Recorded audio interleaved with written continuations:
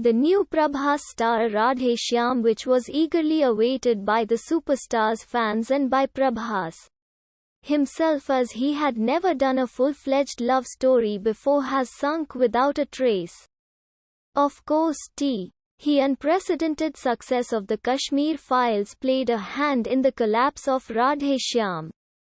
But even in his home territory in the south, Radhe Shyam is a non-performer. And not surprisingly so. It's led with absurdities. Subhash K. Jha lists some of them. Point 1. When the romantic leads are named Vikram, Aditya and Prerana, why is the film called Radhe Shyam? Is it a Puranic connection to Lord Krishna? Who was into flirtationship just like Vikramaditya and his beloved Radha too. Prabhas, who plays Vikramaditya, is a palm reader.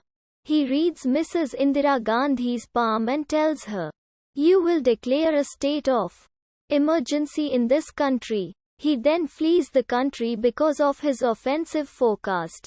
Why would M.R.S. Gandhi take offense to the idea of a state of emergency when she was already considering it? 3. Why does Vikramaditya carry a briefcase wherever he goes? What is in that briefcase? Is it his Janamku NDLI or his property papers after selling all his possessions to flee India? Or maybe he thinks they match the swanky suits he wears to work. Could we have a brief explanation to the mystery of the na present briefcase? 4. Why does Bhagyashree, the no sorry no thank you girl from Maine Pyar Kiya play Prabhas' mother? She looks young enough to be his kid sister. I kid you not. Is it because Vikramaditya is secretly Peter Pan instead of a palmist whose mother must look young as the actor playing him? Can't. 5. Bhagyashree plays a Bharatnatyam dancer. But when she dances at the London festival, why would they feature Bharatnatyam there? We don't get to see her dance. Point 6. Twice in the strange and silly screenplay, Prabhas walks into a hospital blood-soaked after near-fatal accidents.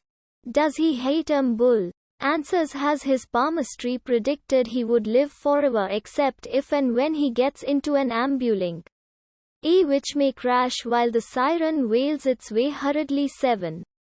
Speaking of the hospital, it resembles an abandoned museum with the doctors and patients providing comic relief to us, which is like putting a band-aid on a migraine.